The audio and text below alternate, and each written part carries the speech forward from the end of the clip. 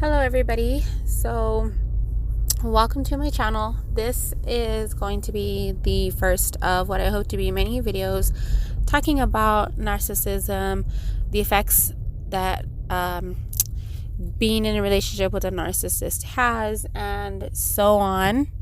My experience stems from being in a romantic relationship with a narcissist, as well as I am in the field of psychology, so I do have a little bit of a professional background in the matter. So let's begin. So the title of this video is the subtle signs to look out for, or the most common things or traits that a narcissist is going to have in the beginning of a relationship. And many times there's going to be a very fine line between these traits and just a regular person. So it can be very, very difficult to point a narcissist out in the beginning. So I just hope to be able to offer a little bit of insight with it to hopefully help you pick someone out if you are in a relationship with a narcissist. So the first thing is something called love bombing, and this is one of the things that is going to be very difficult to kind of decipher or pinpoint, trying to decide if it's a legit act between you and the person, or if they truly are a narcissist. So love bombing is when the narcissist will completely just shower you with attention. They will try to make themselves look great in any kind of light, and they will try to show you or somehow force their way into you thinking that this person is just absolutely amazing, they're great, and all the while they might be buying you gifts, they might be praising you. If you've got some kind of small accomplishment, they will, even a large accomplishment, they might talk you up in the beginning. They are going to be buying you things and probably treating you out to meals. I know that was a big one for me. I was not a person who went out to eat a lot. I saw it as a waste of money. I was basically a single mom working to support my child and myself and paying all of the bills on my own. And to me, going out to eat was a luxury. It was something that wasn't really in my budget, and I didn't even think about it twice. So they use that to their advantage, going out to eat, traveling. They might take you places that you haven't been before, things like that. And this also leads into a money thing. More often than not, this doesn't necessarily apply for all narcissists, but more often than not, they will shower you with gifts and any attention that has to do with monetary or putting a monetary value on it, because that's very easy for them to do. A narcissist cannot prove to you that they love you in any other way that does not involve something that has some kind of monetary value to it, because they do not know how. So, and they also don't put a price tag on it. They will spend money that they don't have. They will spend your money. They might not even have a job. That's another very common indicator, is spending a lot of money. You have no idea where it comes from or anything like that. That's another sign. Something else to look out for, and this might not be the case for many. I know it did not necessarily happen in this way for me, but something that is an immediate giveaway if you are about to head into a relationship with a narcissist. Now, this doesn't have to be a romantic relationship either. This can be in any type of relationship with a narcissist. It's always about them. So if you go out to dinner or you do some kind of activity that involves you guys kind of talking and getting to know each other, or attempting to get to know each other, on, a deeper level, you will notice that they probably talk about themselves a whole lot. They, want to tell you about all of their accomplishments. They want to tell you about all of the things that they did.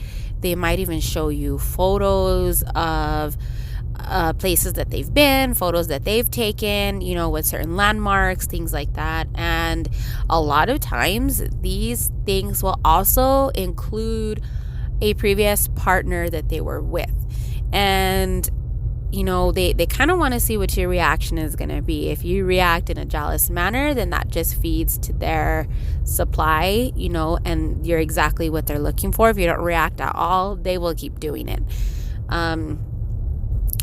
They likely will not inquire too much about your past.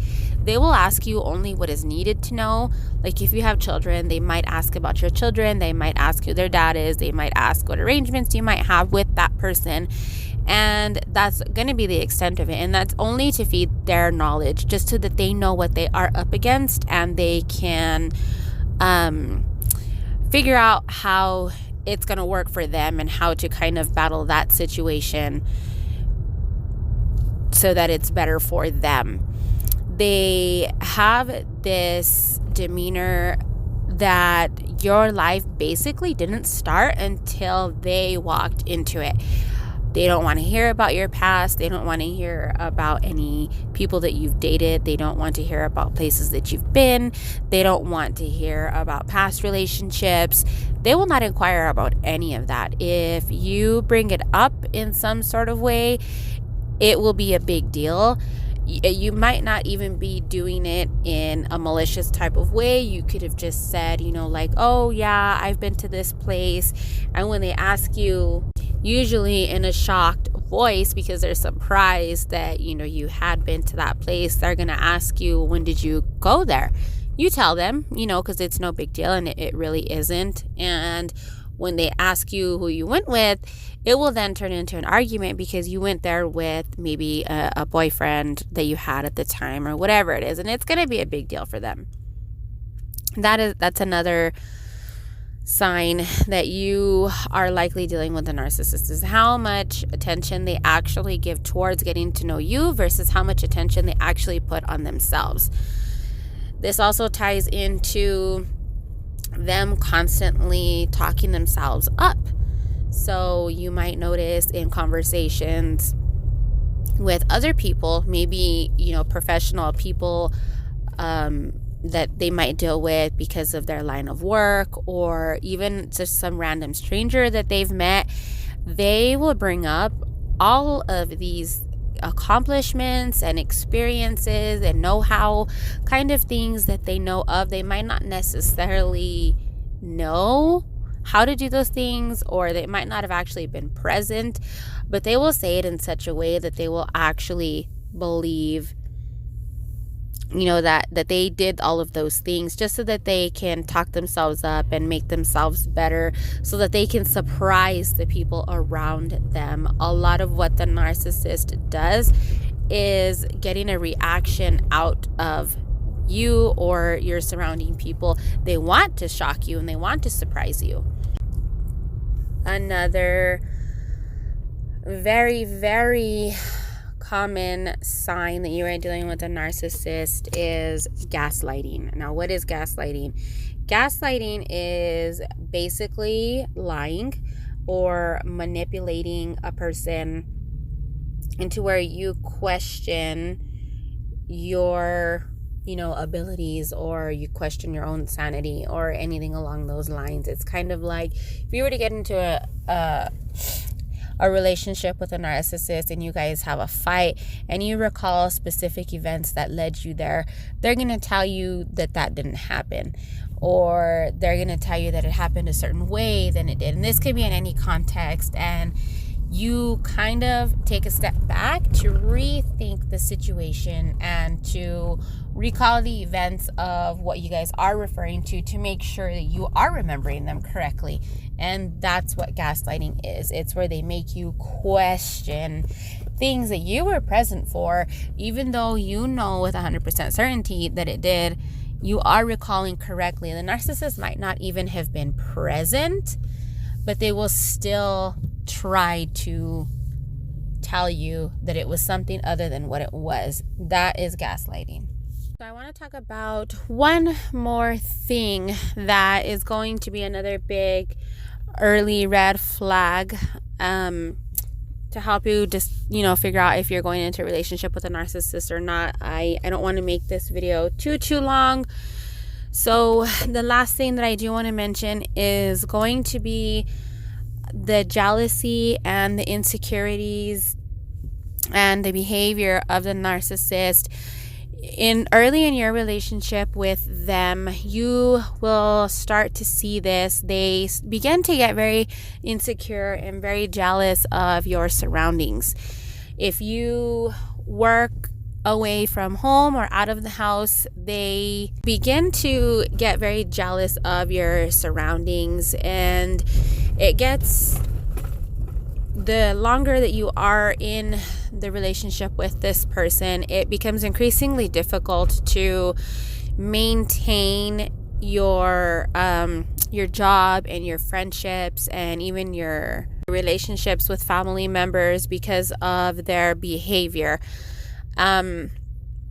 It's going to be a very big deal to them. Say you carpool with somebody, or say you eat lunch with a group of people, and these are things that you have been doing, for a long period of time. It's going to be a very big deal to them, because that's going to be time that is going to be taken away from them. If you carpool, they're going to want to be the person that takes you to work all of a sudden. If you eat lunch with people at work, they are going to want to replace that person. And it's not going to be good enough for the narcissist to join you with this same group of people. They are going to want you to themselves.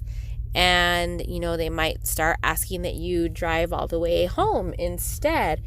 And it's going to be a very big deal to them. And it does sound really extreme, but this happens almost every single time in the relationship with the narcissist. And this starts going into the isolation stage, which I think I'm going to make a separate video on that in itself. But this is how it starts. They might start complaining about the hours that you work. They might start, pointing out that you need to work less, or you work too much, or maybe you even need a different job. They might start asking you to move. They're going to point out benefits of moving somewhere else, and they are going to make it seem like it really is all about you, when it really isn't. It's about them and their insecurity and them trying to isolate you. So I hope that you did learn a little bit from this. I do have a wide array of other videos that I hope to put out for you guys on a consistent schedule, just to offer some advice and hopefully educate a little bit of people early enough in the relationship with the narcissist, so that you can get out and you can protect yourself. Because being in a relationship with a narcissist can be very dangerous, whether it is a family member or a lover. And there definitely needs to be more on the subject available for people to learn these things. So I look forward to hearing what you guys have to say. I will leave some information in the description box. I would love to maybe hear your guys' stories. You can send an email. Maybe you guys have questions or anything of that sort. I look forward to reading it all. And I will see you guys in the next one.